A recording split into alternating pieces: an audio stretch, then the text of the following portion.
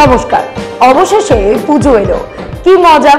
দেদার আড্ডা, প্যান্ডেল হপিং নিশ্চয়ই অবশ্যই করবেন, কিন্তু এর পাশাপাশি উৎসবের মাঝে আছেন ওরাও, অসুস্থ, নিপীড়িত বৃদ্ধ বৃদ্ধা, অসহায়, উপার্জনক্ষম বেশ কিছু মানুষ। আর দুর্গাপুজো মানেই মহামানবের মিলনের মহোৎসব।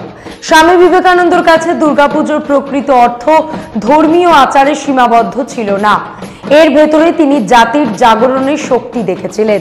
স্বামীজি ব্যাখ্যা করেছেন, দেবী দুর্গা আসলে প্রতীক, অজ্ঞান, অন্যায় এবং দুর্বলতার বিরুদ্ধে মানুষের সংগ্রামের প্রতীক। মহিষাসুর প্রতীক অশুভ শক্তির, আর দুর্গা প্রতীক শুভ শক্তির বিজয়ের। বিবেকানন্দ বারবার বলেছেন, সমাজে নারীর উন্নতি ছাড়া জাতির উন্নতি অসম্ভব।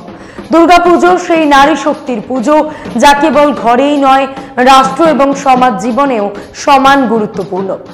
আমি মধুরিমা ভৌমিক, দৈনিক সংবাদ অনলাইনের পক্ষ থেকে আমাদের সমস্ত দর্শক বন্ধুকে শারদীয়া প্রীতি শুভেচ্ছা জানাই। সেই সঙ্গে পুজোর দিনগুলো আরো সুন্দর, আনন্দময় এবং নিরাপদভাবে কাটানোর জন্য অবশ্যই আপনাকে আমাকে দায়িত্বশীল হতে হবে। এক্ষেত্রে আমাদের করণীয় কি? এক, ত্রিপুরা সহ বাংলার বিভিন্ন পুজো কমিটিগুলিকে অনুরোধ, পুজোর চাঁদার ব্যাপারে গৃহস্থের মতামতকে অগ্রাধিকার দিন। যারা বাড়িতে বাড়িতে চাঁদা সংগ্রহে যাচ্ছেন, অবশ্যই মাথায় রাখুন, পুজোর আনন্দ যেন কোনো পরিবারের হতাশা বা বেদনার কারণ না হয়। দুই, পুজোর ব্যবস্থাপনায় সরকার, স্থানীয় প্রশাসন, পুলিশ, স্বাস্থ্য আধিকারিকদের সঙ্গে সহযোগিতা করুন। প্রয়োজনীয় ওষুধ, পরিশ্রুত পানীয় জলের ব্যবস্থা রাখুন। তিন, শব্দবাজি পরিত্যাগ করুন। বন্যপ্রাণী, পথকুকুরদের নিরাপত্তা সুনিশ্চিত করুন। পুজো মণ্ডপগুলিতে অগ্নি নির্বাপক ব্যবস্থা, পর্যাপ্ত জলের সংস্থান, দমকল কর্মীদের সঙ্গে সহযোগিতা, দমকলের গাড়ি মণ্ডপ প্রাঙ্গণ পর্যন্ত যাতায়াতের ব্যবস্থা নিশ্চিত করুন। চার, দুর্গা মায়ের আরাধনার পাশাপাশি বিভিন্ন সমাজসেবামূলক কর্মসূচির আয়োজন করুন। অসহায় মানুষদের জন্য বস্ত্রদান, পীড়িতদের জন্য রক্তদান, অভুক্তদের হাতে খাবার নিশ্চিত করুন। পাঁচ, নারী শক্তির পুজোয় অবশ্যই নারী এবং শিশুদের সুরক্ষা নিশ্চিত করুন।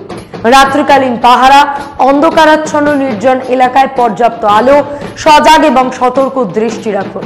প্রশাসনের আপৎকালীন যোগাযোগ নম্বর নির্দিষ্ট দূরত্ব ব্যবধানে মানুষের দৃষ্টি গোচরে রাখুন।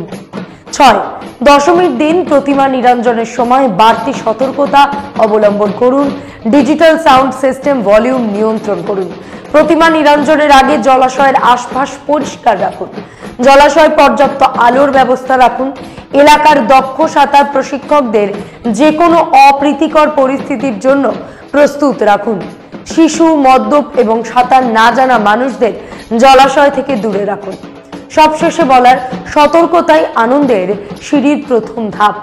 আপনি, আমি একজন দায়িত্বশীল নাগরিক হলেই দুর্গাপুজোর প্রকৃত অর্থ এই সমাজে পরিলক্ষিত হবে।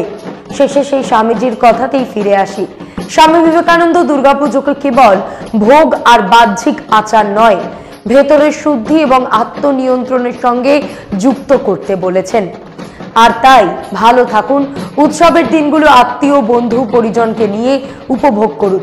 এই ভিডিওটি অবশ্যই শেয়ার করুন আর দেখতে থাকুন দৈনিক সংবাদ, শুধু নামই যথেষ্ট।